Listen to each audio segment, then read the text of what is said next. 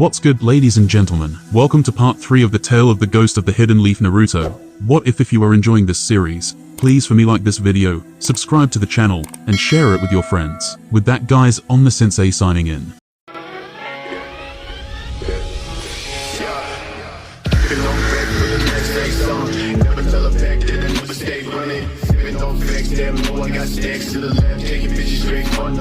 Ignoring the yellow hazard signs on the access door that warned of electrical or high pressurized death, the warden checked to make sure no one was looking his way before he ducked inside. A narrow walkway wound through hefty pieces of machinery that occupied almost the entire floor space. The air was only slightly warmer than outside, reverberating with a low, mechanical hum. The access valves were covered in white frost, and the warden's nose stung from the searing humidity. It smelled like burning electricity. Despite this oppressive cold, the familiar chakra signature that permeated the room was crystalline, pelting across his shoulders like needles of cutting rain, a commanding, dispassionate presence that could not easily be ignored. Closing his eyes, he could clearly distinguish the glow of a dark blue outline at the back of the control room. Feeling his face twitch, he moved towards it. "You look like a dead ghost who was bounded in heavy chains all over, carrying the heavy marks of torture on his body. He was bleeding from every pore of his body, yet offered the warden nothing." In the meantime, Aruigebetsu, the head captain of Ambu, was making his way towards the lowest security prison cells, where they keep the non-lethal civilian prisoners. 7 days before the arrest, Razel knew about his target called Aruigebetsu, the S-rank Ambu leader of Kiri. His routines, habits, everything. He has been stalking and studying the man for almost a month now. "I cannot go to him, not without making some noise," Razel said as he walked into the area. "However, if you cannot go to the man you look for, simply bring him to you." After accompanying Mizukichi-sama for a deal, Aruigebetsu was just at the exit of the meeting hall, guarding the door, and waiting for Mizukichi-sama to finish the meeting and come out. But suddenly, he felt chakra causing him to turn his head to the side. "What was that? Leader, what do we do?" One of the Ambu asked. "Whatever it is, it's close. We cannot just leave anything uncertain. Mizukichi-sama and the elders are in the meeting," the Ambu leader said as he immediately made a decision. "Stay here, and if anything happens, go inside and protect Mizukichi-sama and the elders. I will look for the disturbance. You come with me." As 2 Ambus approaches the disturbance location, Aruigebetsu could hear what appeared to be screams of agony as the chakra just vanished. Aruigebetsu put the clues together, and based on his experience, he could tell that someone was being killed. At first, he was intent on letting it play through, but there was an alarming amount of chakra that just appeared and vanished once more. The 2 Ambus covered much ground so fast that they managed to outrun their shadows, creating a blur behind them as they finally stopped when they arrived in the area. The sight was nothing short of pretty. There were bodies lying on the ground, face down, and small puddles of blood coming out of their mouth. Others were bleeding profusely from what appeared to be the neck. Aruigebetsu moved in for closer inspection and turned one of the bodies over. Much to his surprise, the person had a smile on their face. A smile? He doesn't see how dying puts a smile on a dying person's face,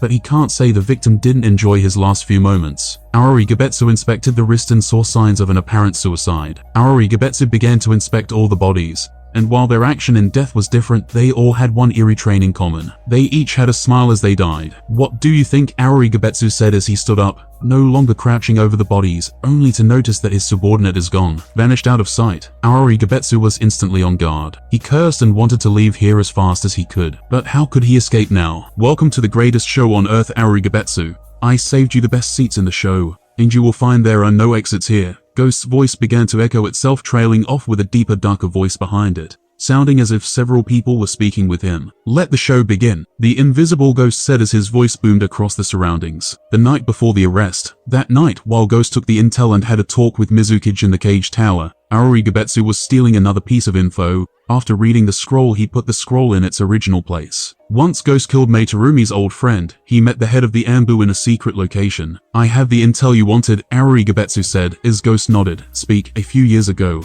a man was put to prison for defaming Mizukichi-sama," the Ambu said. "The rumors spread quite fast and became exaggerated in the end. As its consequence, the real info got buried, and the man responsible for it was captured and put to prison, because the rumors were ridiculous as well as far too exaggerated. And that is also the reason he was just sent to prison and not killed for his crimes of defaming Mizukichi-sama." "What was the original rumor?" "I don't think there is anyone who is in the knowledge of it except the man himself." "Is he still in the prison?" Ghost asked the man. "Yes. No one appealed for him, and the crime of defaming Mizukichi was heavy enough. At least that's what documents say." The Ambu answered. Ghost nodded. "Where is this prison?" "It's at the most secured location in the entire Kiri. Even Cage Tower is not as secure." If you go in there it will surely raise the alarm. Escaping from it is near impossible, the Ambu answered. Can you go in there? Yes. But even I cannot go in without telling everyone my status and getting checked every step of the way. Very well. Listen, the day of the arrest. Good job. Mizukichi came in smiling as he stopped by Mei's side. She didn't listen to whatever he said as her eyes only stared at the bloody Razel whose skin was torn, his hair taken off, the lenses off. His clothes were torn. What came in front shocked everyone, a body and a face covered in marks all around. The marks are fresh, and Ambu said. Mizukichi smirked. You disfigured your face and body to this extent. I must say I am quite impressed by your tenacity. Mizukichi turned around. Kill him. Aoi Gebetsu stares at the man. Why? He can give us a lot of information. It's a luck that such a character with so much information is in our hand. What if he escapes? We are talking about him after all from a prison. Aoi Gebetsu smirked. Is that even possible? Very well. Get him to the prison then. Interrogate him. Do not, I repeat, do not get that chain off his body at any cost. Increase the protection around the prison. Mizukichi said hi as Aoi Gebetsu went towards the upper levels where criminals with lesser crimes were put in. He was shocked to see that there was barely any guard, and the criminals were almost free to roam their cell without torture or anything. Going up, he recognized the chakra signature almost immediately. It belonged to the warden of the prison. Sir, the warden bowed towards Aoi Gebetsu. He nodded and left the warden's presence for fear of him detecting something. If this old warden detects even a hint of treachery in the water, there would be no turning off the warpath. Fighting 5 cages is easier than escaping this place. This place is nothing more than a tenuous hell. Ghost vomited blood as he was whipped. Why, we are just starting our fun of the day, aren't we? The prisoner laughed and brought a drill to make a hole in his body. Ah, Takanami, the civilian who was put here for the defamation of Mizukichi-sama, was sleeping peacefully in his cage. His expression was utterly calm. He's drooling. How can someone drool and sleep so peacefully in jail? Aoi Gebetsu muttered with no small amount of disgust. In a sudden moment of inspiration, he reached for the glass of water sitting on the table next to the bed, pouring it carefully into Takanami's face. Takanami-san, wake up, he said urgently, shaking the man's shoulders. The civilian groaned, sputtering as some of the water went up to his nose. Oi, what the hell? He grumbled. Peeling his eyes open, he glared at Aoi Gebetsu, who was disguising himself as another inmate. Don't go to sleep again. The dinner time will be missed if you sleep through it, Aoi Gebetsu said tiredly, feeling sudden exhaustion as the events of the day caught up to him. Lay down all you want, but don't go to sleep. Takanami grumbled, folding his arms across his chest as he glared up at the ceiling. He closed his eyes. I'm not sleeping, he said before his new inmate could nag him again. And besides, it looks like you're the one who could use some sleep. Anyway, who are you? Opening one eye to peer at the inmate, he asked Aoi Gebetsu's side and leaned on the wall. Your new inmate, Mizukichi-sama, sent me here for a 10-year imprisonment for defamation. Damn, that's crazy. Takanami shook his head, then grimaced. Aoi Gebetsu nodded and tiredly looked outside. You know, I think we will get along well, Takanami said softly. I am here for so many years already. How did you end up here, Takanami-san? Aoi Gebetsu asked. You don't seem like someone who deserves to rot in a place like this. It's a long story, Takanami said with a chuckle. We have all the time in the world, you know. Aoi Gebetsu shrugged. Well, I had a friend, you know, a friend I used to tell everything about. And idiotically I told her something that shouldn't have, and then she told it to her boyfriend. And he forwarded the message, and from there the rumors started. And I am here. Takanami sighed. His friend didn't even try to appeal to get him out all these years. What an idiot he was to trust her. So what was the rumor about? Takanami groaned. Why do you even care? It's been many years already. And I put everything behind me, use Genjutsu and get out of there. We don't have time to coax him. Ghost's voice sounded in Aoi Gebetsu's head. And so he did. Aoi Gebetsu smiled and made hand signs. Hey, Takanami-san, can you please look at me? Takanami looked at him with confusion and suddenly fell into a state of hypnotism. Now, when I count to 3, you will go back to that time and tell me what you see and hear, all right? Aoi Gebetsu's voice sounded like a boom in the civilian's head. Yes, slowly. 3, 2, 1. He snapped his finger. Now what do you see? Takanami's eyes blanked out. I see. Mizukichi-sama, what is he doing? He is with another man, yes. What are they doing? Mizukichi-sama, he is giving the hooded man something. It's a scroll with the village's symbol on it. Leave it. We will interrogate later. I sense the guards coming towards the cell. Do not engage them yet. Ghost's voice resounded in Aoi Gebetsu's head, and his voice became deeper again. When I count. The hooded man is wearing something on his face. Stop. Ghost's voice sounded again. Let him continue. What is he wearing on his face? Aoi Gebetsu's became softer. An orange spiral mask. Get out. You have 5 seconds. Get out now. Red clouds. Takanami-san, that's enough. When I snap my finger you will get out of it. And you will forget everything that happened. You will forget that I was here in this cell with you. You don't remember me and you never saw me. Got it. Got it. He snapped his fingers and vanished out there just in time for the guard to come and see Takami bobbling and wake up like waking from a dream. Ghost in his cell frowned heavily. Red clouds. What does that mean? An hour before sunset, the grey skies turned a greenish pallor, roiling with tepid currents of wind. Moisture carried by the warm front formed a well around the prison, building snow in the blackening clouds far above. So far, however, the storm had yet to break. The prisoners had all been turned in on account of the weather, and Aoi Gebetsu darted across the empty yard. He ducked his head, struggling against the same violent wind that lashed the tides against the broken teeth of the island's cliffs. Having lifted a keycard from one of the regular guards, he now only had to meet Ghost at the rendezvous point. Containment Block A. He slowed his pace as he approached a heavy set of blast doors, set deep into a concrete bunker tunnel, the entrance to the prison's subterranean levels. "You there?" A sharp voice called out to him, and Aoi Gebetsu froze. "You're one of the guards, aren't you?" He nodded at the other guard who had addressed him, a female officer from the looks of it.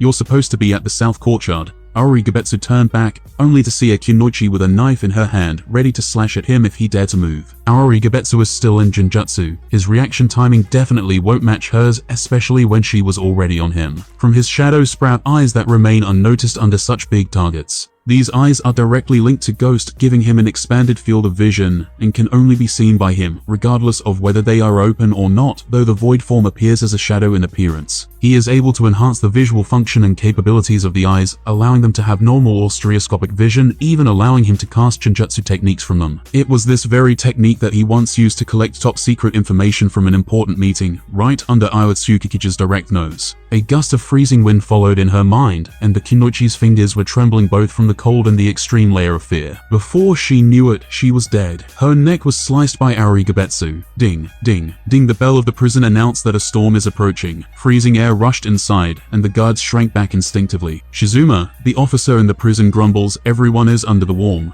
Why is that only our team has been ordered to fix the water issue? Just try not to complain too much," one of the men said gruffly. As they progressed deeper into the bowels of the prison, the ice began to take on crystalline structures protruding from the walls at jagged angles. A distant, incessant clanging drummed through the corridor, the sound of air hammering through abandoned ducts. Electricity hummed from exposed wires, and it smelled like salt and chlorine. "Man, it sure is cold in here," Shizuma's voice echoed in the hall. "I just hope I don't get frostbite," the other guard grumbled. "You're damn right," the more talkative of the three agreed. "This is no place for breathing hunks of flesh like us. It's a maze down here." The guard stopped and turned back, without the map in my hands. "It wouldn't be surprising if we will turn into Ice Cube just trying to find the exit." He glanced at Shizuma. "So don't get any bright ideas about trying to run off. I'll be sure to keep it in mind," he offered magnanimously. Originally, the lowest level of the prison had been intended to be a reservoir. A tangle of pipes and intake valves filtered in water from the ocean above them. While the system was meant to convert the seawater into a drinkable backup supply in case of a fail-safe in the prison's main source, a series of leaks had long ago rendered it unsuitable for such a purpose. However, as they stepped into the open chamber,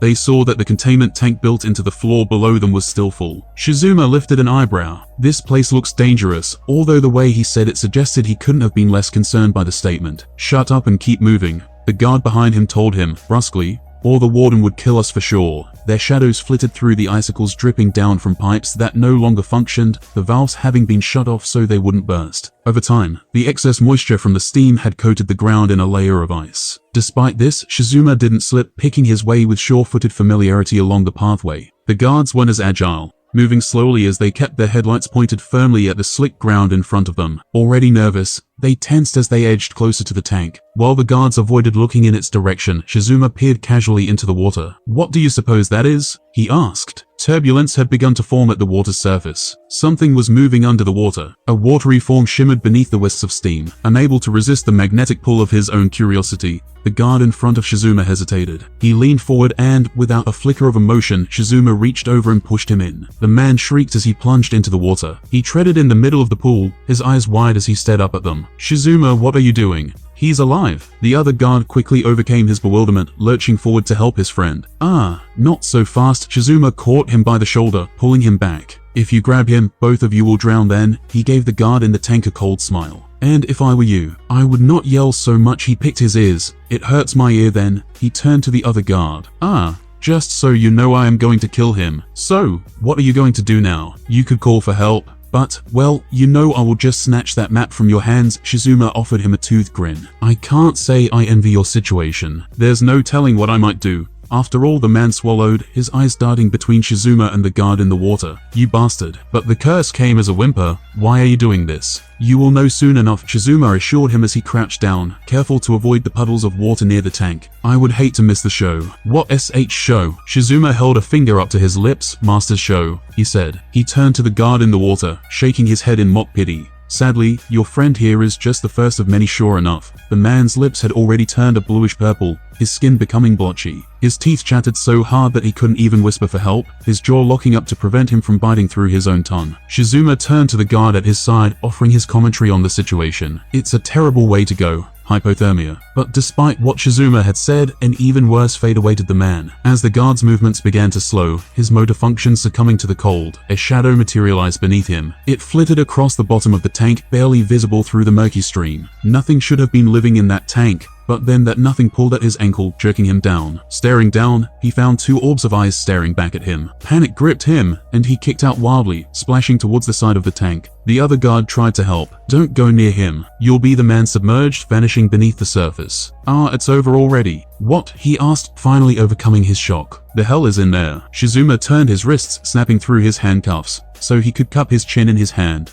He mused, considering the question. Did you know, he said at last, that this tank was repurposed according to the specific instructions of the master himself? What are you talking about? What I'm saying is that it isn't as empty as it looks, Shizuma grinned. Remember the show I mentioned? It's only just begun from deep within the shadows of the prison. Ghosts' empty eye sockets open weekly. Tonight shall be the darkest and the longest night this prison would ever have. Let the show begin. The guard's eyes searched for the surface as he was dragged to the bottom of the tank. His lungs tightened, screaming for air. The pain of the cold was excruciating, shrinking his skin against his bones. But then a silver lining appeared, almost invisible to the naked eye. It enveloped him with a false sense of security, promising a space to breathe. Sudden fatigue washed over him as the cocoon constricted around him. He tried to struggle against it, but slipped towards the whispered temptation. Really? It was such a small thing, to take a breath, and they always took a breath. He opened his mouth, and the remnants of his body's warmth were dredged from him, gently. Like a ghost, a dark shape pulled away from his motionless form, sapping the last drop of chakra from his tenketsu. His eyes were left frozen open, unseeing. A shape emerged from the water, pushing against the wet surface. The remaining guard scrambled back from the edge of the tank, his eyes bolted on the watery form. Why are you doing this? The guard asked. Because he is under Genjutsu of Master. The electricity hummed and crackled as watery claws gripped the side of the tank. Finally, the creature pushed through and lifted himself out from the tank. He sprawled across the ice, then gathered himself into a solidified form. At last, he stood on two limbs that resembled legs. His face turned out to be quite handsome, his body is perfectly toned. Who are you? The guard at Shizuma's side shouted. The man gave him a tired expression. Aoi Gebetsu, the Anbu captain. You betrayed us? The guard stumbled back as he finally turned to flee.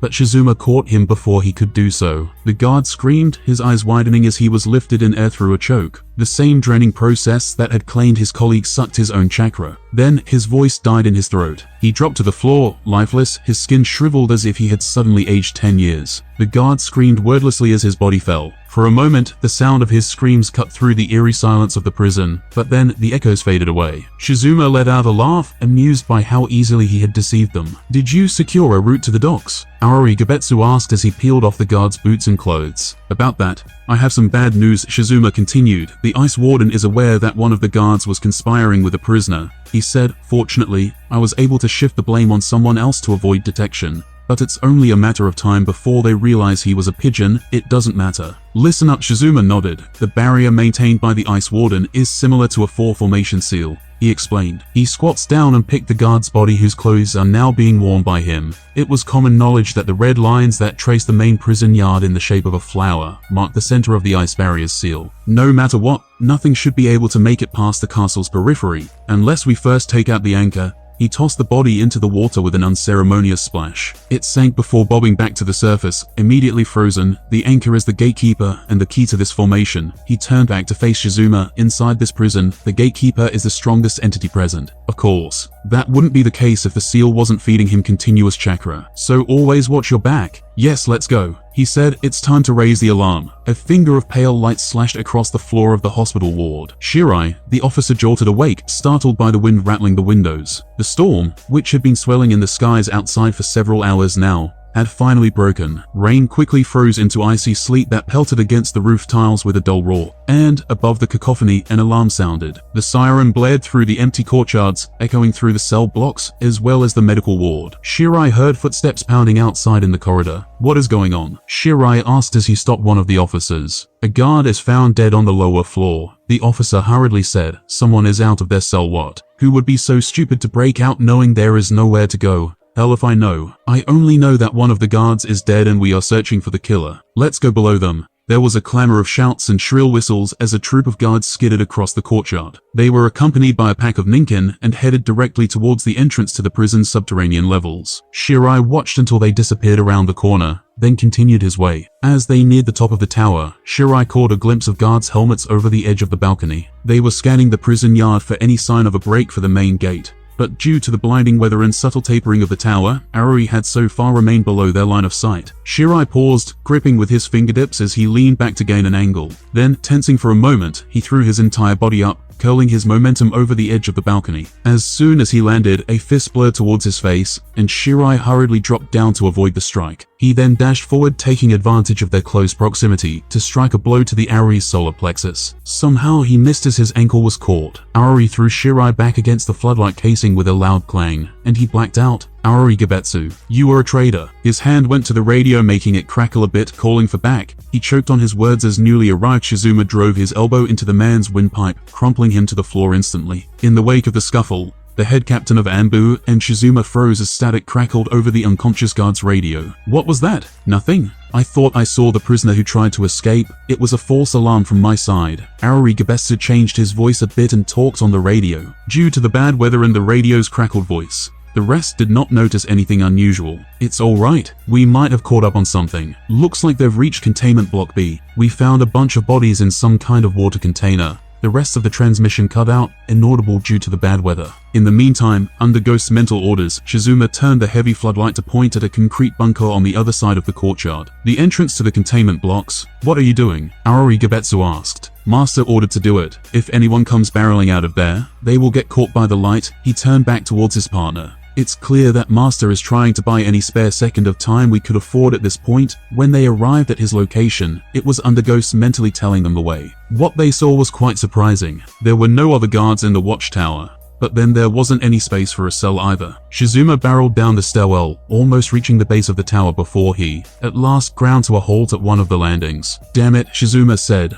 "I am sure he told us to head this way." Auri Gebetsu frowned. "Something's not right. This space is all wrong, yeah?" Shizuma wagged his head in agreement, but then he frowned. "Wait, what do you mean? According to Master, there should have been a space between the third and fourth landing. But it's not. The stairwell is continuous." They traded glances. Jinjutsu. Shizuma supposed they would have probably missed the cell entirely if they hadn't known what to look for, but as he turned back up the stairwell, tapping at the walls at periodic intervals, he soon discovered a hollow spot. It was between the third and fourth landings, just as his partner had suspected. There, Auri Gebetsu nodded as he made a hand sign. Kai, as it crumbled, they found themselves staring into a circular cell with a single slit window in the wall on the far side. They hadn't seen the window from outside, confirming their suspicions that the cell had been hidden by Jinjutsu. Ghost looked up, his body shaking from the cold, unable to properly amass the chakra to keep himself sufficiently warm. His vision was gone, and he could barely make out the figures of the two shinobi before him. He held his arms as he shivered fiercely. "GG, good J job." Auri Gebetsu took out a pill from his pants,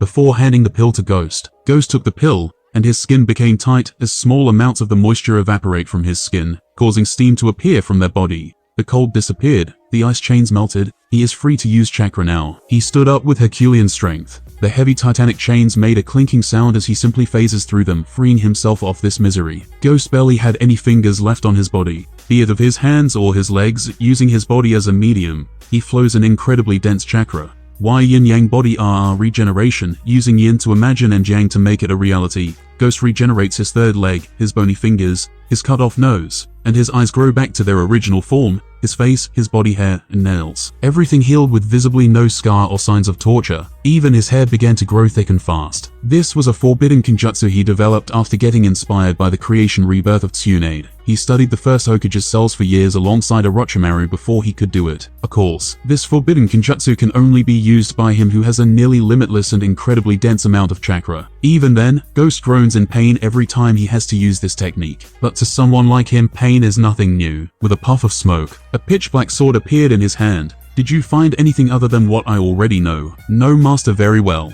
You both did a great job. Now, wipe clean this entire cell. Do not leave a single piece of clue. And then kill each other, he said as his figure blurred and disappeared. The 4-formation ice seal was anchored beneath the watchtowers that stood at each corner of the castle. A key that can open the formation is known as the Prison Master. Clink! Exclamation point! Exclamation point! Exclamation point! Clink! The clinking sound of unsheathing and sheathing of the sword with his thumb sounded in the hallways very clearly. A team of 4 officers, who must have responded to the clinking sound in the hallways and were on their way to the containment tanks, rounded the corner. When they saw a man walking towards them while playing with his sword, they froze. What's going on here? One of them demanded, "Who are you?" "Ghost," he said while still playing with his sword as 4 guards in front of him resolutely pulled out their weapons. However, there was no one in front of them.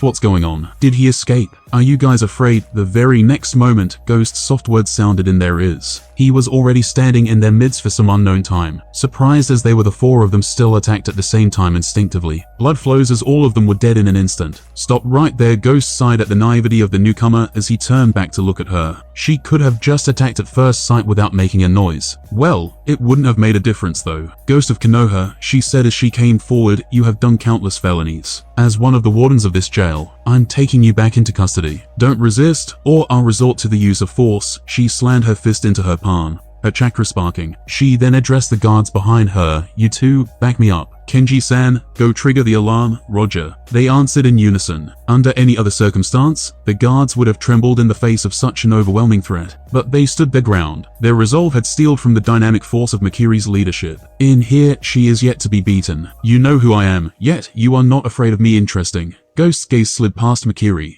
the prison warden, to the guard who sprinted down the hall. Kenji, extending his finger, the sheathed sword trembled and the blade was free from the sheath. The next instant, it blurred towards Kenji at a breakneck speed, but Mikiri responded by stepping into the gap between them. A chakra pulse rippled around her waist, knocking the sword off its course and into the wall with a clatter. She then knit her fingers together, and a wall of ice formed further down the hall, isolating Ghost and his sword from Kenji. Her techniques actually earned some admiration from him, as futile as her efforts were. Step away from that man, Mikiri reiterated. I won't repeat myself again. Ghost looked at her confused. It's been a long time since someone stands so fearlessly in front of him. Is she brave or just foolish? Are you sure you're the one who should be making demands here? He asked. His finger moved yet again, and the black sword trembled once again before breaking through the ice, killing Kenji in what seemed to be a ray of black light. Mikiri froze. Fast, she saw her dead comrade's body. Before gritting her teeth in anger, Ghost, Mikiri yelled through gritted teeth, as the sword flew back to its sheath at once. Burning with anger, Mikiri pulled out a sword of her own. With a hum, the sword trembled, and was immediately covered in chakra. Mikiri furiously stares at him. Tonight you shall die. She dashed toward him. Her sword was vibrating furiously by the chakra. Ghost indifferently stares at her. Do you know what's the greatest trick the devil ever played? Mikiri slashed at him, but he effortlessly blocked her attack by catching the slash with his fingers, and the chakra wave on the sword vanished abruptly. Stunned she looked at him with wide eyes as Ghost pushed her back effortlessly. Damn you! Mikiri shouted, her eyes filled with rage. Without wasting any time, she was already done with her hand signs, as she gathered some water from the surrounding environment into 1,000 long needles. Water release. 1,000 flying water needles jutsu was instantly used as she directed those needles at Ghost, who made a clone for some reason. Ghost and his clone were unable to dodge the incoming barrage of water needles, and with blood spitting out of his mouth, he and his clone fell, pierced by the water needles all over his body. However, even when she succeeded in defeating Ghost, she didn't feel much joy. Why? Because it was too easy. If it's this easy to kill Ghost, then how the hell was he creating so much havoc outside? At this time, Ghost's illusionary voice sounded from thin air. The greatest trick the devil ever played was convincing the world that he did not exist. The surrounding space shattered like a mirror, and Mikiri's eyes almost came out of her eye sockets. She just killed her subordinates with her own hands. Mikiri-sama, why? The guards lay dead, pierced by her very own water needles. No, she wailed and roared. She was the one who valued her comrades more than anyone else, and yet she was the one who killed them. This entire fight was in her dreams. She was just a puppet under his genjutsu. How do you think he did that? He continued as she turned around to attack again. but her blade was caught yet again. The chakra flow in the blade stopped yet again. Mikiri wanted to believe that she could hurt him, but she couldn't. She was the one who attacked him, and yet she was the one who lost. The only way the devil could disappear was if the world never saw his face, never heard his name, and only knew him by his deeds. If people forgot everything about him, then he became nothing more than an idea. That's where he hid, that's where he dwelled. Nothing more, nothing less. He was far beyond her reach. She was trying to fight him using everything she has, ninjutsu, taijutsu, jinjutsu, and yet nothing is working. But today, this prison will see the devil's face. His words echoed as he caught her chakra-imbued fist with one hand. Hot chakra burned in Sid Makaras's left arm, sucking her life force simultaneously, and they will pay for this sin. The pain was so intense that it felt like her entire arm was on fire, as if someone poured gasoline on a bonfire. Watch carefully. This is how I look. Hear my voice, remember me, and forget me by dying. Her vision was clouded by tears of pain as she watched herself on the verge of losing consciousness. She knew that she was beaten thoroughly. This is the end of her life, and to think she didn't even touch a single hair on her opponent's body. Even in death, remember this. Those who see the devil's face will never see another dawn. Mikiri's eyelids quivered with heaviness as the last thing she saw was Ghost standing before her. He let go of her hand, and before she knew it, she was dropping to the ground weakly, and for the first time in her life, she was terrified as her vision faded into the darkness. Her body became nothing more than an empty shell. His eyes glanced aside. He could sense May was in his cell. The lights in the hall flickered red soon after, and an announcement blared over the emergency signal, resounding through the underground complex. Emergency alert. Prisoner 0789 has managed to escape. This is not a drill. Repeat. This is not a drill. A string of instructions followed. In the distance, he heard reverberating bangs as the emergency blast doors slammed shut, blocking off entire sections of corridors, in an attempt to prevent the breakout from reaching the surface. He smirked. They must have no idea just who they are trying to catch. Tonight, they shall witness his true self. With a poof of smoke, a flute appeared in his hand, and as if to prove his words with his deeds, he blew into the flute, and a strange sound emerged from it as he began to play the ethereal song of death. The guards, wardens, and officers all ran across the prison in search of the escaped prisoner. But all of a sudden, a breeze blows out of nowhere, and a flute sounded. Everyone shuddered inexplicably. There was an extremely bad premonition in everyone's heart. Who would be stupid enough to play the flute at this time? And at this moment, the sound of the flute enveloped the entire prison. Mei Terumi, the old warden, and dozens of elites in the prison had their expressions changed drastically. Everyone looked around in horror. The darkness seemed to be enveloping the entire castle. They have never heard such a weird tune somehow. For some reason, the flute sound seems to have an abyss-like magic power to everyone listening to this tune. The entire world was rendered in blood. Even the hazy moon that can be seen from the small window in this majestic castle through the mist was red and become a blood moon. Everyone felt horrified as they gradually began to lose control of their bodies. It was as if the melody was a knife that is cutting their wrists and piercing their hearts. The blood flows out of their mouth, nose, and ears without any intention to stop. It was as if their life is slowly passing by in this flute sound. The most terrifying thing is that this feeling is actually right, and the originator of this sound was nowhere to be seen or found. Many began to fall one after another. "Help, please, let me out of here." Dozens of prisoners yelped for help as they were not immune to the sound either. The guards began to freak. They are all well-trained and talented shinobis. They can face the enemy calmly even if they die in battle. But now they don't even see the shadow of the enemy. This feeling of slowly falling into the abyss by an invisible ghost is far more terrifying than death itself. Enough games. Show yourself already. The old warden roared to nothing but thin air. But to his surprise, the sound of the flute abruptly stopped. There was a sound of footsteps. The warden alongside his subordinates turns back to look at him coming towards them. This is him. Everyone looked at the girly-looking man calmly walking towards them while twirling the deadly flute in his fingers. "Ghost," the old warden uttered under his breath as he takes a deep breath to calm himself down. "Go back to your cell. I am warning you. Even if you manage to kill all of us, you still won't be able to get out of here. It's impossible to escape from this place." The old warden's voice trembled a little. It was not fear that made his voice tremble, but shock. Ghost's body was badly mutilated by his men after days and nights of torture. It stands to reason that even if he somehow managed to free himself, he would have nothing to do afterward. Yet, somehow, for some reason or another, he was standing perfectly fine in front of the old warden, without any sign of injury whatsoever. Ghost looked at the warden with no sadness or joy in his eyes, only the killing intent that accumulated after killing so much for so many years. The old warden knew that this guy would kill them for sure. The only chance they got is by attacking him. If they can just stall him for a bit, The reinforcement would come soon enough. Kill him, the warden ordered through gritted teeth. With him, there were more than 50 powerful guards in this prison. In addition, he himself is capable of handling himself, and as someone who never fought Ghost or went out of this prison since birth, he does not know the terror of Ghost. The order falls, but all that came out in response was silence. Feeling something wrong, the old warden turned and looked at his subordinates staring at him like bloodthirsty animals. "Ugly, what are you doing?" The old warden screamed and takes a few steps back in fear. In front of him, every elite of this squad was glaring at him with killing intent leaking off their body. They were all expressionless, their eyes were blood red, they looked at him dully, like marionettes. You guys," the warden's throat rolled, a chill poured into his limbs. If he didn't deduce it wrong, these so-called elite shinobis under him are put in genjutsu. Knowing there is no way out, he chose to retaliate by making the hand signs in a blur, turning around towards Ghost to use water style. Water ball jutsu against the user of genjutsu. There is no use attacking those in genjutsu, only if the user is hurt.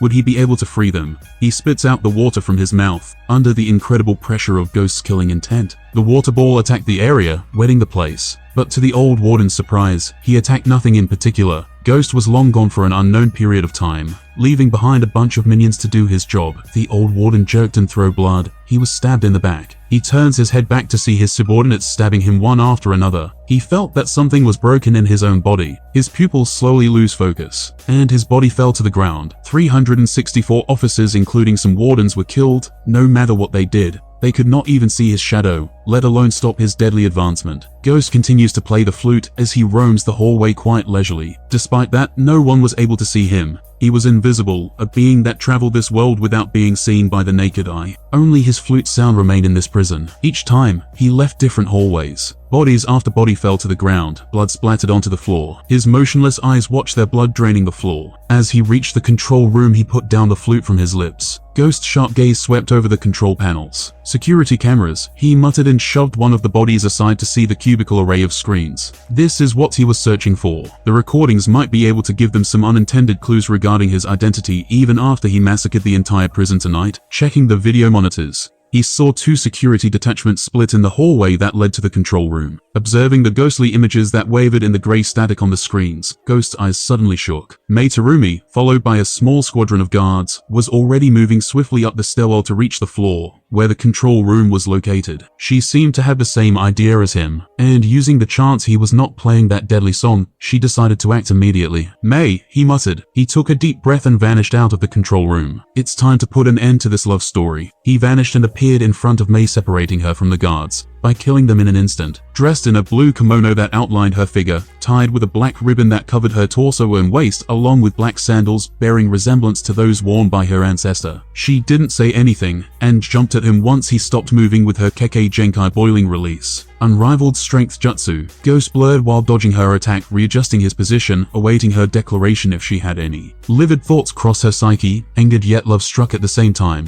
Mei Terumi stared at Ghost, yet she remained quiet, her facial expressions not daring to discern her expressions to the world around her. She is not willing to lose here, especially not to him. Anyone but him. "Is it your real face?" she asked, narrowing her eyes. "I must say, you look good." Ghost shrugged wordlessly. "Do you have anything you need to get out of your chest before we do this?" she asked him one more time. "Oh, I have one thing," Ghost said without a tinge of enthusiasm as a massive shock wave erupted from his chest, running across the entirety of his body as it destroyed the immediate area around him, and the hidden guards flew back. "I guess that counts as their idiocy," she sighed before she addressed Ghost. "They do not understand your demonic sensory prowess." "But I am different," she uttered before gliding at nigh instant speeds. In that instant, Mei's right hand had become a lava fist. Using Taijutsu against Ghost is very, very important. Otherwise, there is literally no way to hurt this freak. "With all courtesy, you are faster and swifter than them. You are even far more skilled and stronger," Ghost said without a single movement.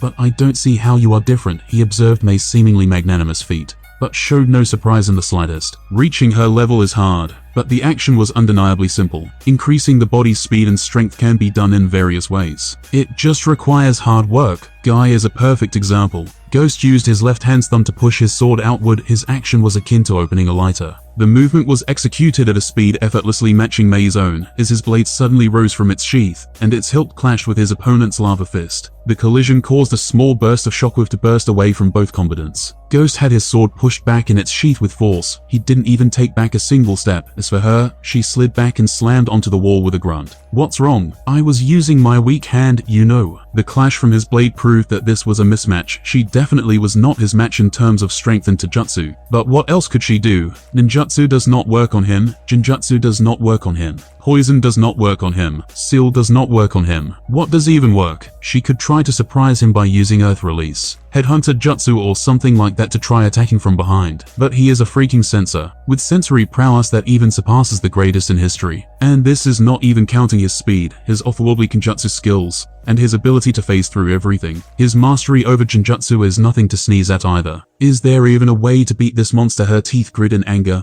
before returning her gaze to the man she hates and loves at the same time. How did you manage to escape? Ghost smirked. It was mere child's play. If I didn't wish it, forget about torturing me. You guys couldn't have even touched me, let alone bring me here. Though I must say, your village torture department is quite lacking. Kumo's was far more terrifying. They ped me and stabbed me with acid-filled knives over and over again, in my eyes, crotch, thigh. They literally stabbed me everywhere you could think of. I couldn't even drink water for quite some time once I get out of there. It was a tough time in my life, I must say. She looked at him for some time before taking a deep breath. So whatever happened till now was part of your plan. Ghost laughed. You caught up so fast. I am impressed. She rolled her eyes as he continued amusedly. I used you from start to finish, May. I used you to get into Kurigaka. I used you to hide my killings. I used you to get into this prison, and I used you to bid me enough time to fulfill my objective. Oh, my foolish and naive princess, wake up. What did you think? You will kiss me, and I will get distracted enough for you to stab me. Or did you think that I would fall in love with you after living with you for nearly a year? Do you have any idea just how many women I have slept with till now? I have seduced girls far beyond difficult. A pitiful, foolish, and weak girl like you can never hurt me, princess. His amused voice turns into disdain. You sure like to speak a lot, she uttered, unsheathing her knife from the hustler. Indeed, I was a fool to ever laid my eyes on you.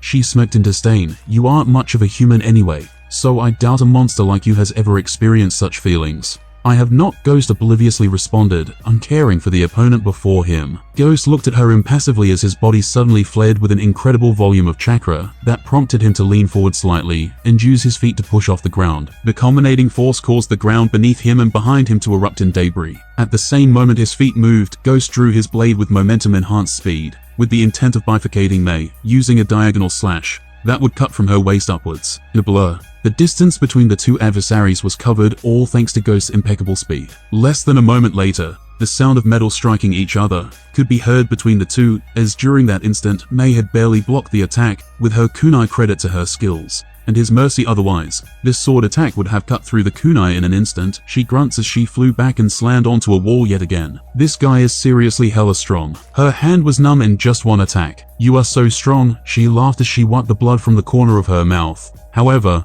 what does that even matter? Beneath that shell of a human being, I see a man who is so invisible to the world that no one could validate his existence or his purpose in life, she said as she gets ready yet again. Ghost, that's what you are. Someone that does not belong to this world of the living. No one acknowledges your presence. No one ever will. Whatever you do is for nothing. It's the path I chose for myself. Goodbye, princess. It's time we separate our ways. Way before she could say anything else, an explosion took everyone by surprise. Boom, the glasses shattered, and the control room right beside them blasted, destroying everything with the appearance of flames. She covered her face to block the incoming shreds of glasses and debris that struck her arm nearly everywhere on her body. When she removed her hand and saw beyond the dust cloud, he was not there anymore. Terumi-sama, wardens with the guards and officers came in as they saw the beaten and abused May. What happened? The warden asked. Where is Ghost? May asked Ghost. He was here. She nodded. One of you secure the recordings as much as you can. These might be the only clue we could have on him. Rest. He could still be nearby. Search for him. Do not let him play that melody again.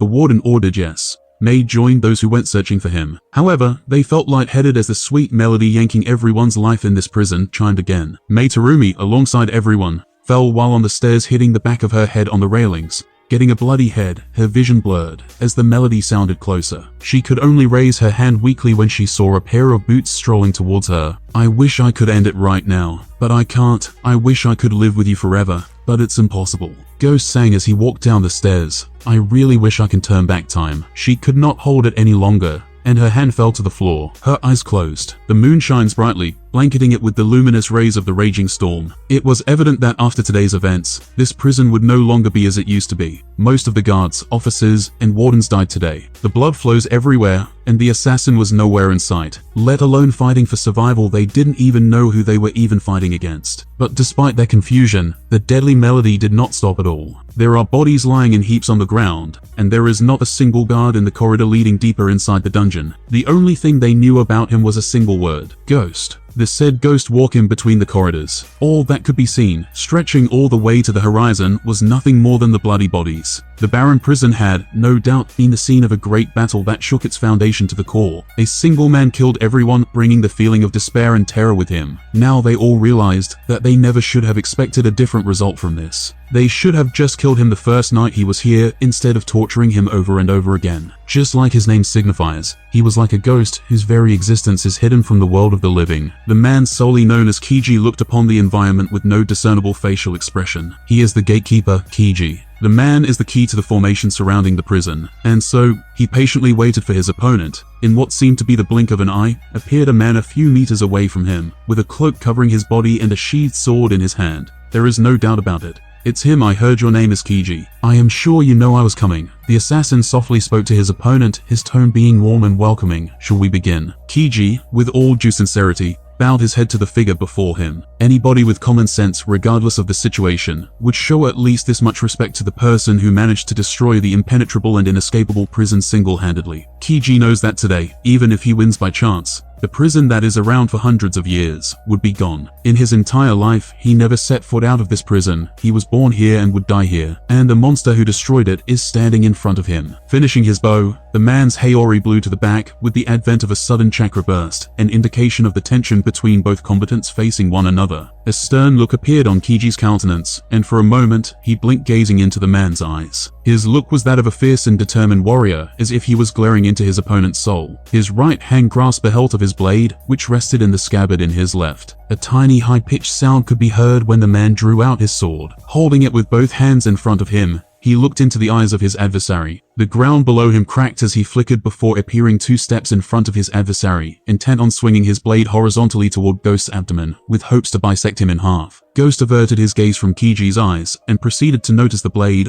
all the while keeping the sound at the back of his mind. The sudden scene of Kiji cracking the ground did not shock Ghost in the slightest. Remaining silent as his gaze was focused on Kiji's blade and footwork, Ghost's chakra burst before suddenly forcing a wave of pressure from his being. The force behind it rendering even the ground beneath him beginning to crack, all with the intent of pushing Kiji back a considerable distance, and resuming the battle from square one. Kiji's eyes could see it all. Pure chakra repelled him from his position, rendering his offensive maneuver null. Being sent away, he maneuvered his body to flip, landing on both feet with grace and finesse. He was nothing short of impressed, yet his facial expressions did not discern it. He remained stoic and devoid of emotion, not uttering a single word. His eyes gazed unto Ghost a short distance away. The assassin before him was certainly more than meets the eye, and so he decided to test his mettle. His right hand, which tightly held the blade, stabbed into the ground in front of him, allowing it to remain still, and for it to be drawn at a moment's notice. His hands then joined into each other, with raised index and middle fingers to form the tiger hand seal. Taking in a deep breath, the man's eyes narrowed, and from his mouth, a head of a dragon made of pure flames was expelled. The sheer heat of these flames was enough to burn human flesh with little effort, and this monstrosity charged towards the Ghost fire style. Fire dragon jutsu. Underneath the heat of the hot flames, Ghost remained stoic. Without any warning,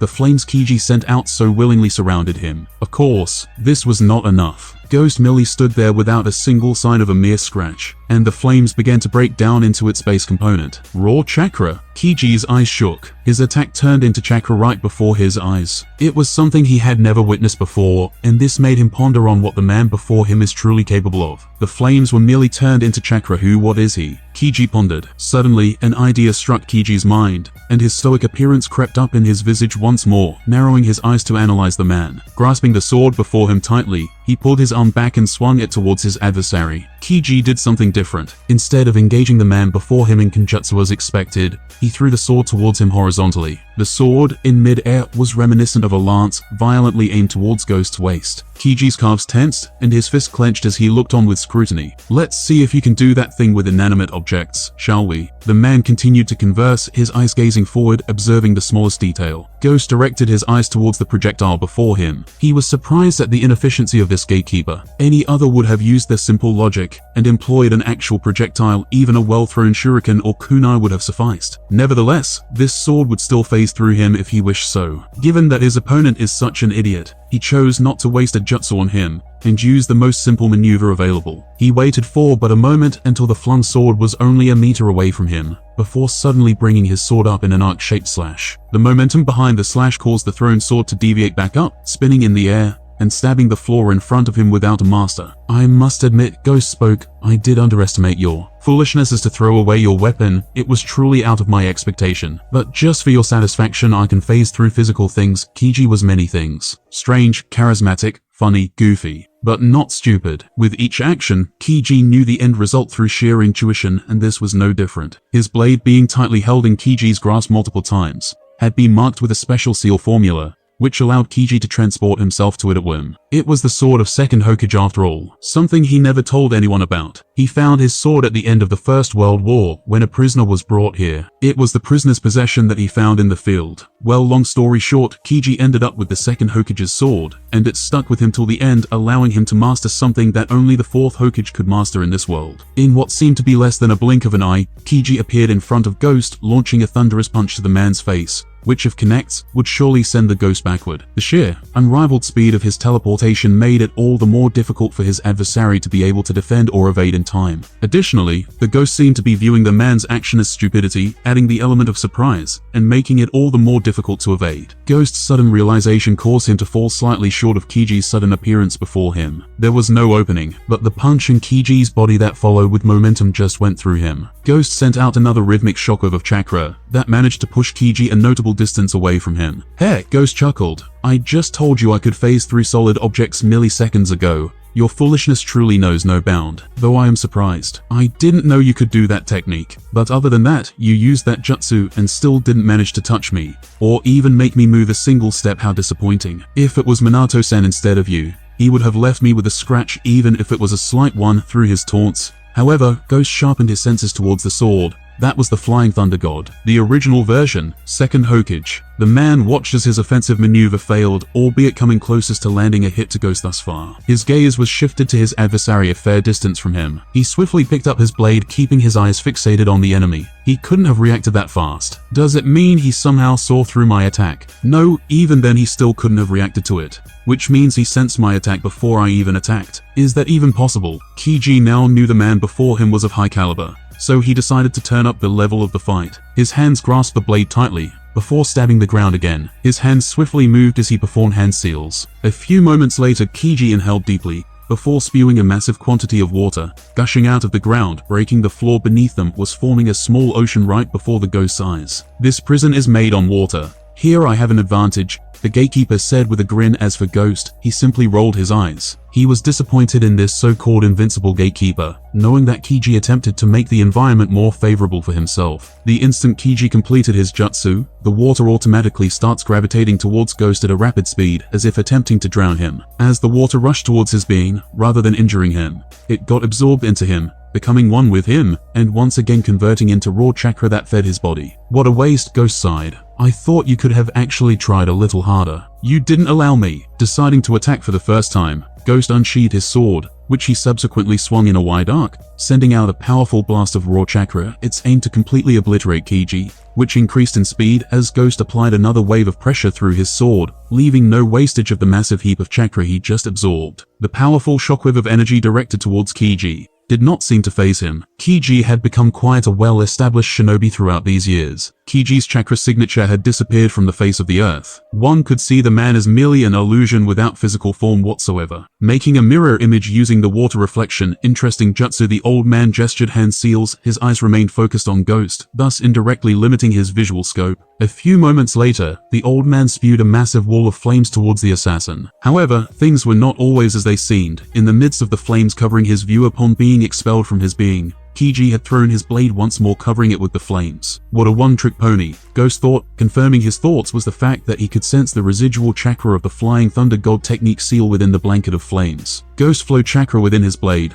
before shifting his wrist slightly and subsequently raising his arm with incredible speed. He cut through with a strong gale of force, which sends a powerful shockwave that went straight through the center of the sea of flames. The potency of the shockwave was enough to rip through the earth, sending debris flying in the same direction and forcing the flames to dissipate as they came closer. At the same time, it revealed the location of Kiji's sword, which too was blown away, therefore shifting in the opposite direction, causing Kiji's tactic to become all but useless. Moreover, the shockwave continued to travel, with the intent of causing both injuries to Kiji via the attack's force and the rupturing of the earth beneath him. Kiji could perceive the incoming shockwave as clearly as daylight. A second later he jumped upwards in a diagonal fashion to the left, subsequently avoiding the shockwave and tremor. At that very moment, his eyes remained on the man before him. He saw through my real form, and the sword hidden in the flames in the blink of an eye. He is definitely a sensor, a pretty good one too. Not only nothing is working on him, but his kenjutsu is also far above mine. Noticing the assassin was still avoiding looking at Kiji's eyes, he couldn't help but feel annoyed.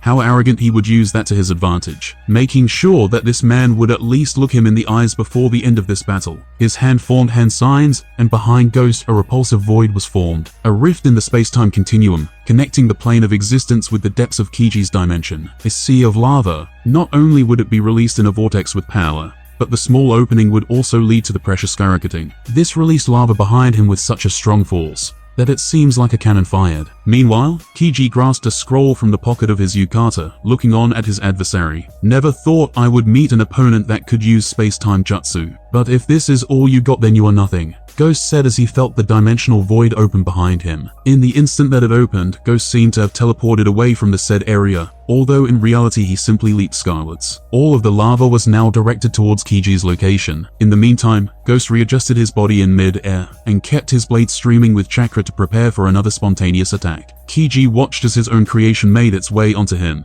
He merely looked at it without any discernible expressions. Without warning, another void appears before Kiji's body, vacuuming the lava into another plane of existence once more. Watching Ghost dropping on him, he slammed his palms on the ground, and a cylindrical barrier enveloped him while increasing in size in order to push Ghost back. He could use this as an opportunity to land an attack once Ghost is thrown out of proportion, but that proved to be nothing but useless, as if he were a shooting star absorbing the chakra of the barrier as he did so. Keeping his sword parallel to himself, he cut through the barrier like some kind of fragile paper. What Kiji saw was something akin to a falling star approaching his being, and, quite frankly, it was quite an eye-opener. His chakra levels had now begun to gradually diminish, and on top of that, the man seemed to be in peak condition, only using Kiji's own chakra. He could feel the massive, seemingly unending chakra from his opponent's body. Despite that, he is using Kiji's chakra tool now. Not to mention, Ghost refuses to see him right into his eyes. Kiji was simply irritated. With the descending man getting close, Kiji stared at him, before Ghost's sword swung towards Kiji's head. In that very instant, a void appeared before Kiji, enveloping and vacuuming the man before him. The technique was one of the highest calibers,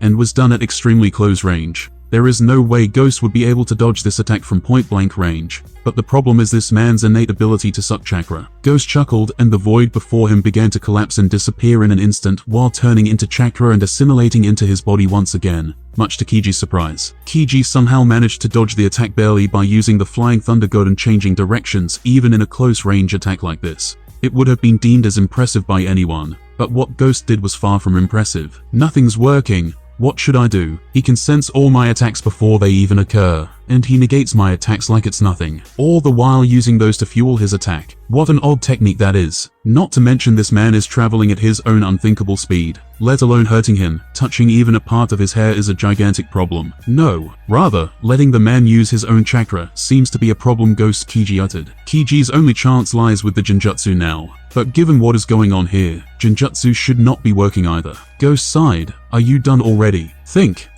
This chakra guy seems to like turning stuff into chakra. I have no chance against him with ninjutsu. Genjutsu should not work as well. Surprise attack ain't gonna affect him either. Poison might work, but I doubt those guys out there didn't try. His eyes narrowed. What to do? Muffled voices of guards came behind the walls. Kiji's eyes remained on the enemy. A smirk appeared on his visage. Looks like your time is up. Kiji then began his maneuver, his hands clasping to form a mist thick with Kiji's chakra. The mist covered them all. Kiji now knew that the man could sense him, but it does not matter. As long as he stalls enough, this would not remain 1 versus 1 anymore. In the instant when the thick mist covered the entire area, a clone emerged from below and behind Ghost, as silent as the trained assassins of the mist. He could not be heard or felt in any capacity, and as he rose behind, the sight was overruled, as well as sensing due to the fact that mist was made of his own chakra, disabling the sixth sense entirely. Immediately upon the clone's arrival, its hand stretched towards Ghost, who would be instantaneously sent to hell from the touch. In that very same moment, Kiji, who stood afar, formed a similar portal diagonally in front of Ghost, ensuring that in case he attempted to escape by traveling forward or upwards, his demise would already be assured,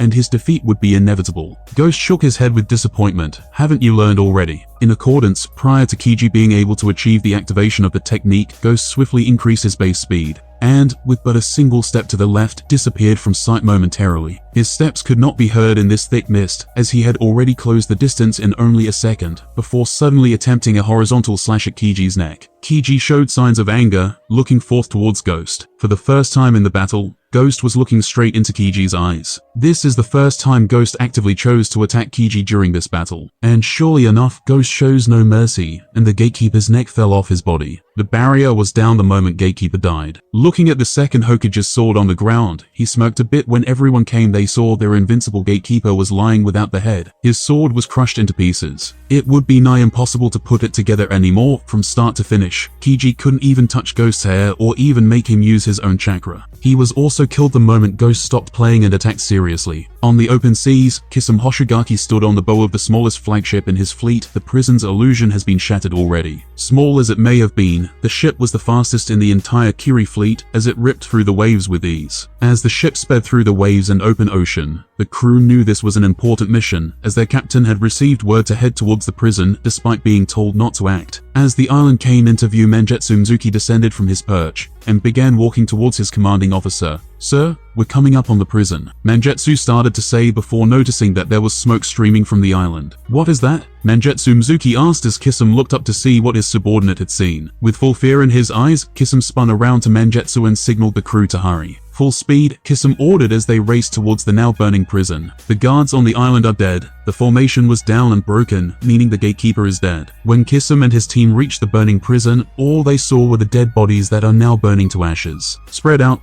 See if you can find any clue that could give us Ghost's identity," Kisame ordered high. Mei Terumi opened her eyes as she grit her teeth and tried to sit on the bed she miraculously was at. She shockingly looked everywhere.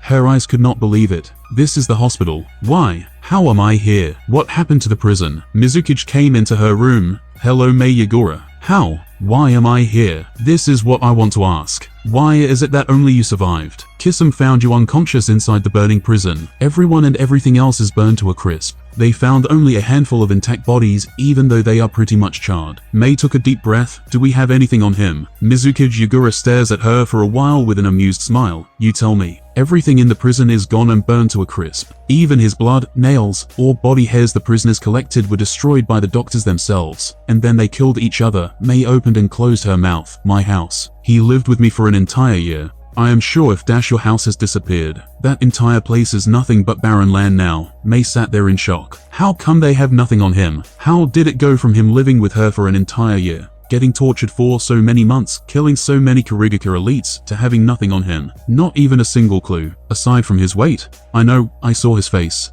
Mei tried hard, but could not remember anything about his face. She remembered everything else. Like when he said about something. He also said there is something about a Mei was starting to feel dizzy. She shut her eyes tightly, trying to remember anything about him in the prison. He was like a dream that disappeared the very moment they woke up. Meanwhile, Ghost calmly walks on the water's surface while blowing the flute, playing a melodious tune as he casually walks towards the border. None can see him, none can find him. He is Ghost, whose very existence is nothing more than an illusion itself. And just like that, his figure turned illusionary, and he is gone, evaporated in thin air. Knock knock. An Ambu knocked on the door twice. and then waited for the sound of permission to enter. Come inches. The third Hokage's voice was heard, and the Anbu got in. Hokage-sama, elders, the Anbu bowed and kneel on one knee. Speak, Hokage asked, biting his smoking pipe. Sir, Chunin Razel is back from his mission and is waiting at the door. What? You said he is still alive. It was neither the third Hokage nor Danzo, but Elder Hamura instead. He was very confused as to how Amir Chunin survived. Yes, Sir. Danzo and Hokage glanced at each other, while Hamura suddenly laughed for some reason. Let him in, Hokage ordered as he leaned back on his chair. Hi, the Anbu just blurred. Razel walked in soon after. His complexion is as stoic as before. Hokage-sama, elders, Razel knelt down on one knee. Get up. How was it? Is the task completed? The third Hokage asked. I failed, Razel said regretfully, and as predicted. Hearing that Razel did not complete the mission, Elder Hamura immediately became excited and asked loudly, if the mission failed, how dare you come back? Why didn't Yagura detain you? Well, let's talk about it. How did you get out of the mist? Danzo asked, looking calm. Just when Mizuki Yagura was about to arrest me, the three-tailed beast suddenly went on a rampage. I took advantage of the chaos and fled. What a joke. Even if the tail beast went on a rampage, you won't be completely unguarded by them. Say the truth, did you defect? Danzo sighed. Hamura is getting too excited. Hiruzen, it's best to be sure about this. It's better to send him to the torture department. They will surely figure it out all right. That's enough, Hamura. Razel, since you failed in your mission, you are to be prisoned for 2 months. You are dismissed. Soon after, Razel was imprisoned in Konoha's prison ward, along with all kinds of people in there. The most common ones are the thieves and some insignificant rebels. After the Anbu responsible for his transportation locked him, Razel took a deep breath, and only after the jailer went away, and not sensing anyone around him, did he react. Yin, he muttered after his call. A Goshik suddenly swooped down from the window and landed on Razel's shoulder. Using his finger, he rubbed its cheeks. Go, Razel said as he rolled up the paper and bind it into its claws, and the Goshik flew away. The Goshik disappeared into the sky. Somewhere far away, a man with white long hair was peeking inside the wooden fence from a little hole for one eye. His grin was very perverted. It's amazing how the man doesn't realize a kid who puts the cat on the man's back. You pervert. The kid screams with a high-pitched voice which is so unlike him. There's a pervert peeping here. Then chaos descends. There are buckets flying around to hit the man. He yells. The cat digs its claw on the man's neck and scratches his ear as well as his face before it jumps away. The white-haired man yells more. The kid runs. And before anyone could understand, the man was yelling furiously, "Come back here, brat," in a dark alley. A masked Anbu wearing a hooded cloak was leaning on the wall,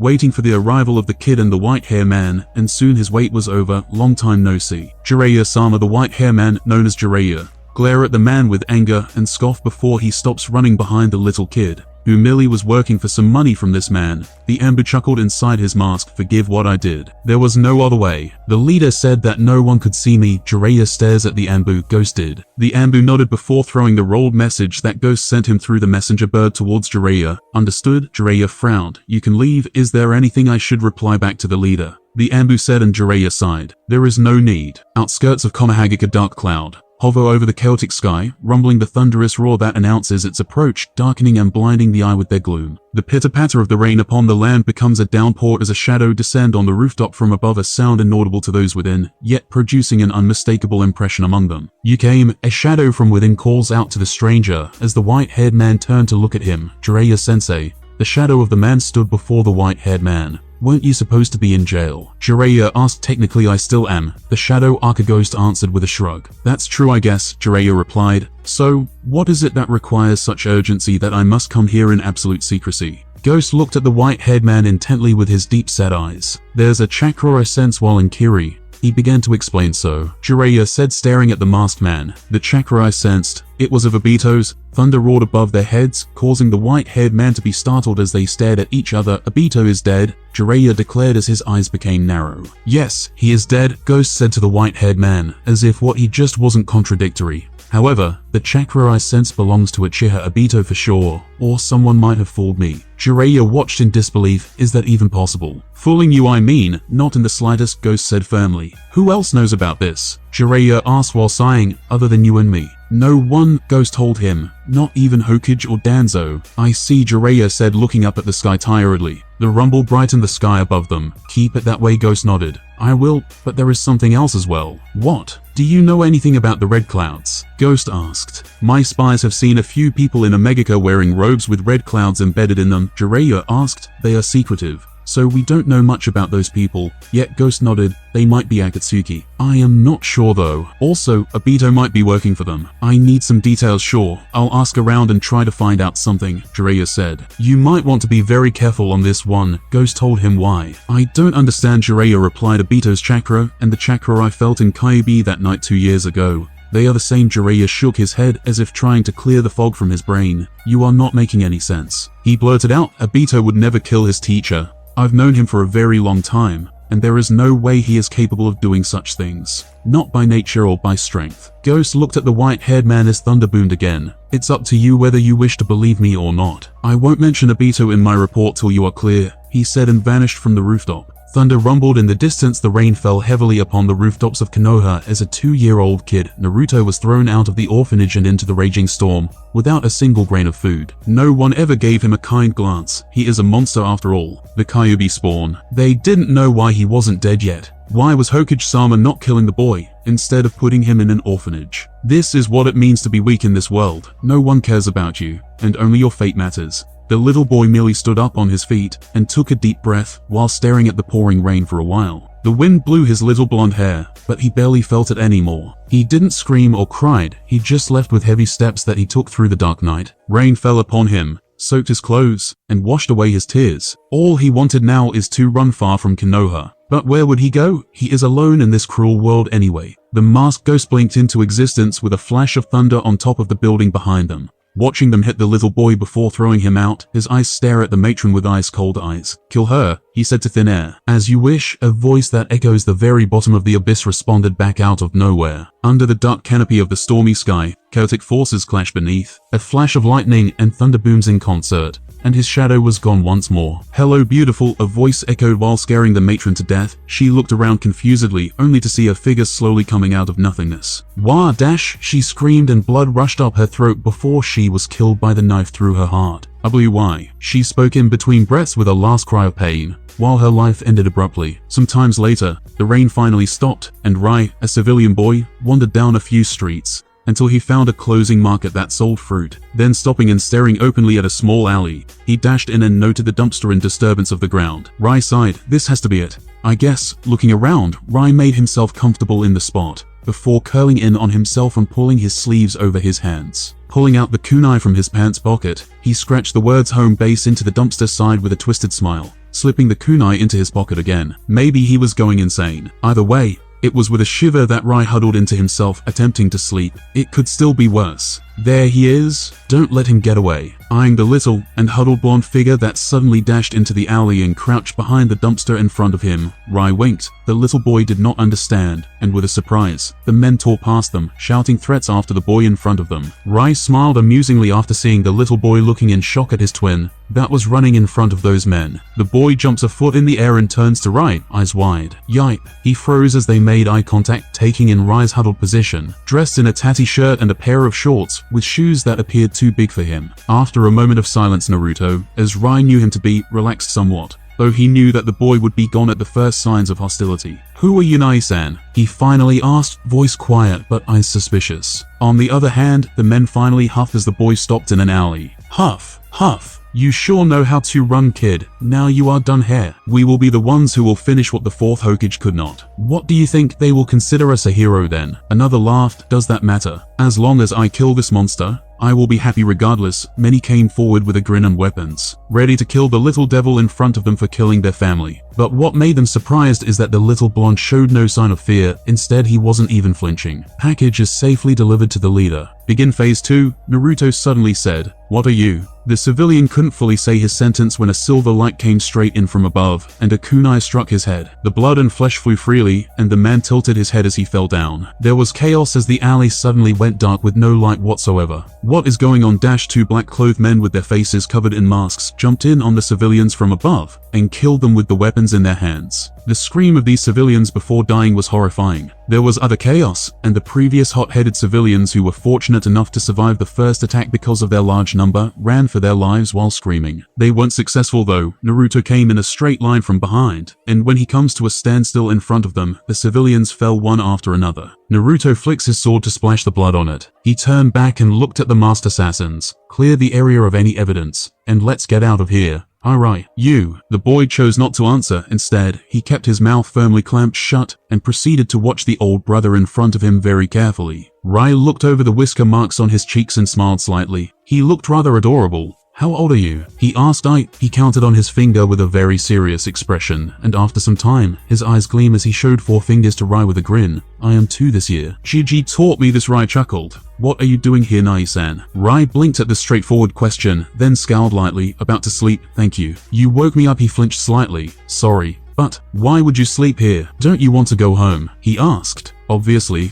I would love to go home, Rai offered lightly, dark sarcasm dripping from his voice. If I had one. Naruto slumped slightly, eyes softening. Oh. The two stared at each other in silence, Rai uncurling very slowly under Naruto's watchful gaze. Naruto finally looked away, kicking the dirt. I don't have a home either. Rai paused. Nowhere? None. Naruto looked at the big brother in front of him. I used to live in the orphanage. But he frowned and looked away, rubbing his bare arms. They didn't want me there anymore. Rai watched him shiver in the cold for a moment. I am sorry that I barged in. I mean, he sniffled slightly and crouched down, fiddling with the dirt. He looked at the little blonde with a smile and reached out an arm. Come here. Naruto flinched and looked at the man in front of him, standing and backing away a little. Rai frowned. Come here. Naruto shakingly came, and closed his eyes, hoping for a beating. But he opened his eyes in shock as he saw the older brother in front of him rubbing his head with a big hand. Rai smiled as he took his jacket and wrapped it around Naruto. Rai almost shivered but held it in. However, Naruto looked at him with feelings unknown as he plopped himself next to Rai, huddling into his side. You look cold, he murmured. Rai merely wrapped his arms around the little boy. Curling around the man's lap, the 2-year-old nuzzled his head in the big brother's chest. Rai smiled gently before pulling food out of nowhere. Here, I am already full. So,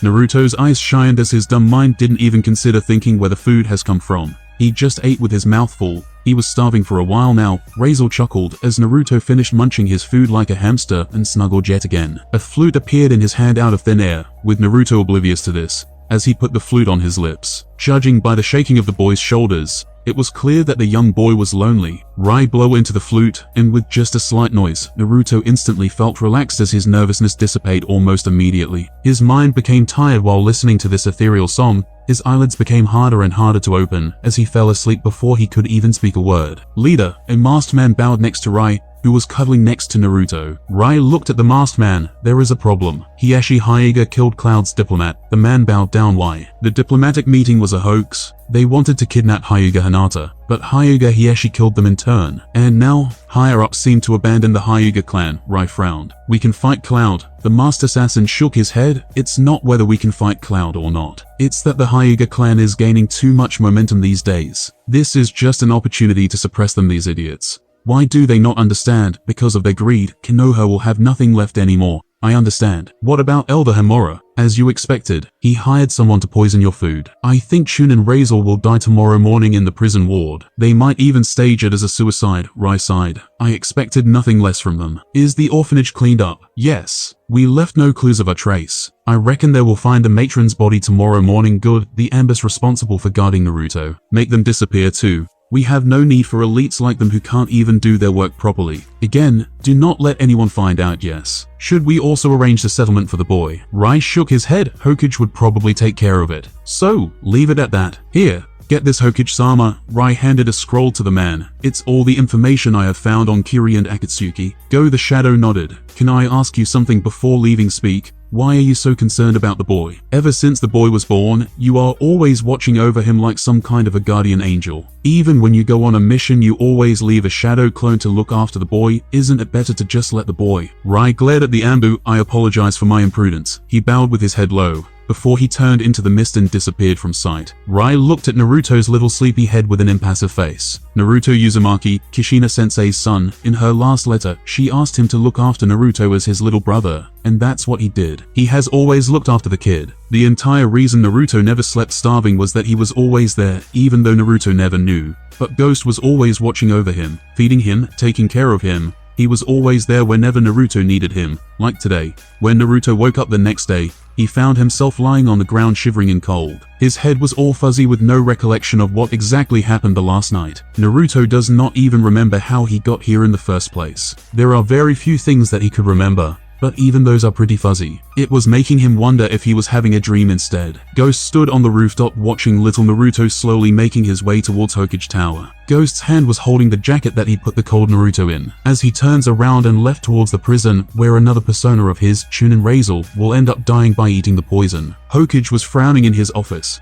This morning they found the orphanage matron dead in the most brutal way possible, and his two ambushadows responsible for Naruto's protection disappeared in thin air. No matter how much he tried, he could not find those two. Alive or dead, who did this? Of course it's him. Who else could do this for Jinchuriki? Every other Anbu other than Kakashi would rather have Naruto dead rather than protect him. The reason why this happened though, God knows, but it's not strange to think something must have happened to the kid last night, and thus he retaliated in response. Something happened last night. But what? Hokage muttered. Jiji. Naruto barged inside. The next day in the Hokage's building, Konoha's high-level people and the patriarchs of the major families all looked solemn. The meeting room was silent for a while. Hyuga, tell me in detail what happened yesterday night. Third Hokage, who was sitting at the top, bit his pipe and said, "Yes, a young boy with eyes as bright as a bright moon answered calmly." Hyuga was his name. "I turned on the Byakugan yesterday night when I was practicing, but I saw a figure holding a child running out of the house of Patriarch Hiyashi. I suspect that someone wanted to kidnap Hinata-sama from the main clan I followed, and when the other party didn't pay attention,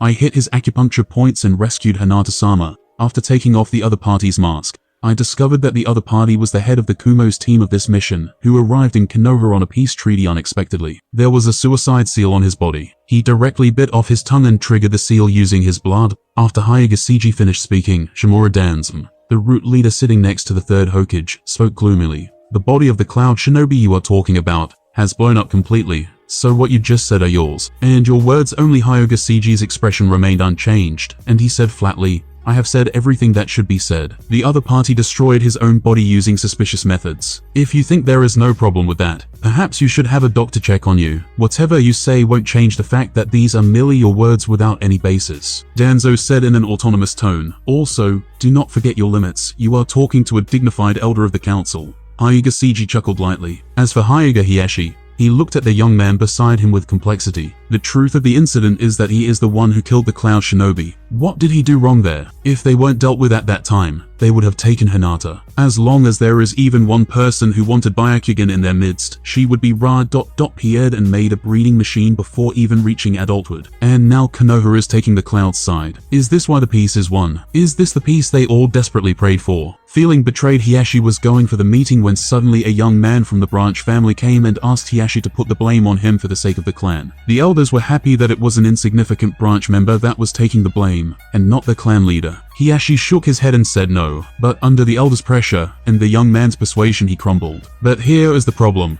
Hyuga, who is he? Everyone in this meeting could be fooled because there are way too many people under the Hyuga clan, and no one will suspect anything as long as they don't do the background check. But he, as a clan leader, has never ever seen this young man in his life. Is he even a Hyuga? But there was no time to find the truth for now. The meeting is underway, and he could only let the boy do whatever he wants to do. As the said originator of this incident, Hyuga was supposed to be here. Hokage-sama. Hyuga did not respond to Danzo, but asked the third Hokage, "Is there any rule in Konoha Shinobi that says Konoha Shinobi must be humble to the advisor elder?" Third Hokage remained stoic. Of course, there is no such regulation. However, how could he let the elder's dignity crumble just like that? Right now, it's not important whether there is such regulation or not. Third Hokage sighed. The focus now is how to resolve the killing of the head of the Cloud Shinobi of this mission. Hokage-sama, is there anything wrong with this incident? Nara Shikaku, the patriarch of the Nara family, interjected. Third Hokage, Shimura Danzum, Mitokado Hamura, and Utatenka Haru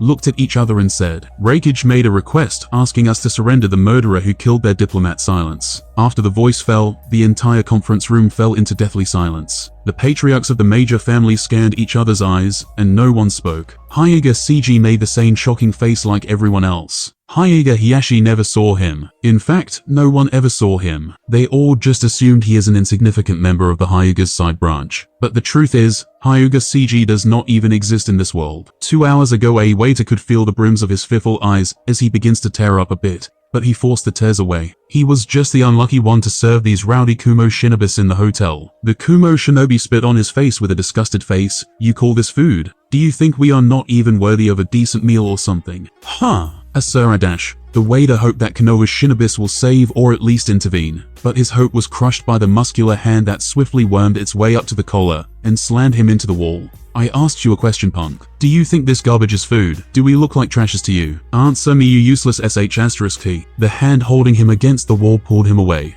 before harshly slamming him even harder against the hard surface. The waiter let out an unconscious whimper. No matter how hard he fought to hold it in, Ghost stood at the top of the building watching the rowdy bunch of Kumo Shinobis. What we do, leader? Asked the kneeling Anbu. Ghost continues staring at the Kumo Shinobis, acting like Konohagake is beneath them. After a while, he sighed. We will side with the Hyuga clan on this one. The kneeling Anbu looks at the Kumo envoys from the higher building, before he turns to Ghost again. Higher-ups won't be happy if we do this. They put a lot of face on the line for the Hyuga clan suppression. They won't find anything, Ghost said calmly. The Anbu lowered his head. Understood. Please give orders, sir. Back at the meeting, no one spoke in the conference room. Everyone understood that if they are on the Hyuga's side and refuse to hand over the murderer, their family will be forced to go to the battlefield. Meanwhile, they will also offend the third Hokage and the 3 advisory elders. Obviously, everyone can see these guys are planning to abandon the Hyuga clan. Well, that's to be expected. Hyuga clan is gaining too much momentum these days. Third Hokage saw that no one spoke. He took a deep breath and looked at Konoha's street outside the window.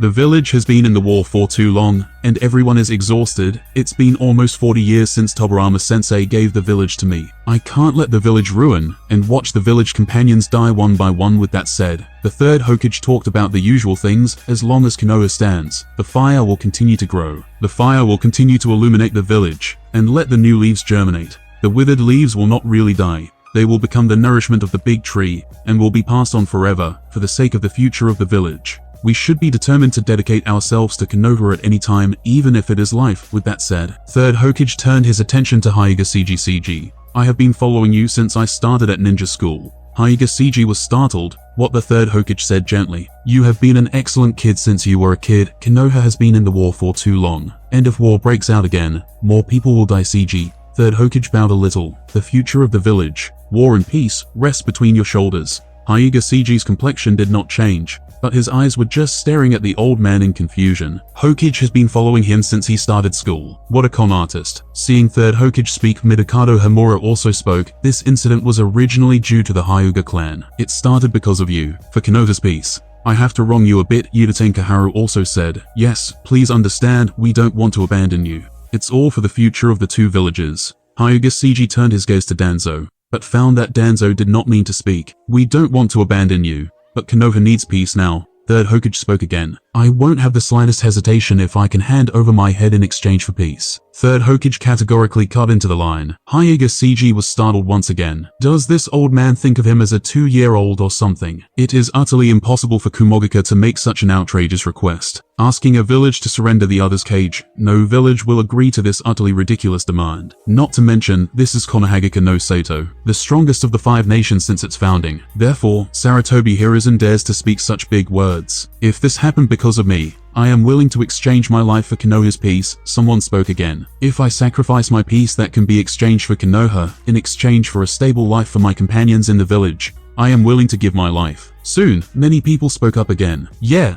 if my death can be exchanged for peace, I will definitely not hesitate. Hyuga Hiyashi's eyes were burning with anger and betrayal. He looked at Hyuga CG with complex emotions. He sighed and was about to stand up. He would tell the truth to everyone and just accept whatever was to come. Just as he was trying to stand, his eyes shook because he could not move. He looked at Hyuga CG in shock. A mere hand on his shoulder is capable of completely stopping him by force. This strength? Who is this boy? Hokage-sama. I don't quite understand. Hyuga CG spoke slowly. Since so many of us have the determination to die for peace, why don't we have the determination to fight to the death on the battlefield? Silence. The voice fell, and all the people who spoke just now stopped talking. Third Hokage was silent for a while, and said, the village has no ninja who can serve as chief in command. Cloud Village not only has 2 perfect Jinchuriki, 2 tails, and 8 tails, but 8 tails Jinchuriki Killer Bee and 4th Hokage are also well-known ab combinations in the ninja world. We can't come up with the combat power that can stop all 3 of them at the same time. If there is a war, even if the village is victorious, it will definitely suffer heavy casualties. The village doesn't have enough high-level combat power right now. What are you talking about? Hyuga CG thought. Then how did we defeat the 4 great villages one after another in 3 world wars? Hyuga CG said in a suspicious tone. It's because of fighting so many great wars that we are exhausted of means to fight right now. Huh? What about Asanins then? Although knowing that Hyuga Seiji was acting stupid, 3rd Hokage replied helplessly, Jiraiya and Tsunade both have tasks, and they can't come mission. Hyuga Seiji asked rhetorically, I don't know what kind of mission it is that will prevent them from coming back even if the village is facing the war. Besides, Jiraiya-sama may be on a mission, Hyuga Seiji said, and then the conversation changed. But Tsunade-sama, how often do I hear the news that Tsunade-sama is running around in the ninja world gambling and being chased by creditors? Ahem. 3rd Hokage coughed slightly and said, it's all cover for the secret mission bullshit. The patriarchs of the clans thought so in their hearts. What secret task requires you to take a little girl and run around in the ninja world with a pig? Alright, she is definitely on a secret mission. What about Orochimaru-sama? Orochimaru naturally defected because of human testing. 3rd Hokage stares at Hyuga Seiji. Human testing? Isn't the village doing it all the time? The 2nd Hokage himself started it with his own hands. Isn't that how and why he created summoning? Impure world reincarnation. That is a long time ago. It was a need of the time. Human testing has long since stopped. Orochimaru defected because it was revealed that he used the villages for human testing, Danzo said. Ah, so that's how it is, Hyuga Seiji said, as if realizing something. As a Hokage,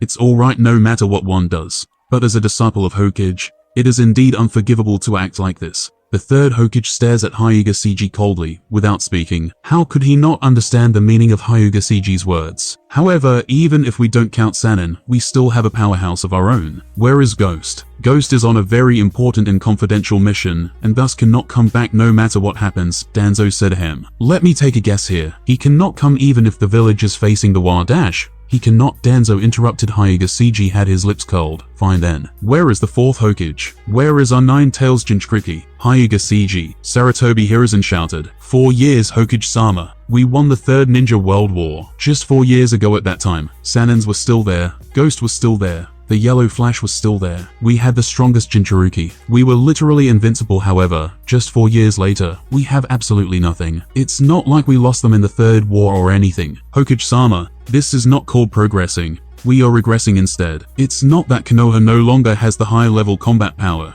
It's that all of these power are gone because of inadequate leadership. Enough for a while.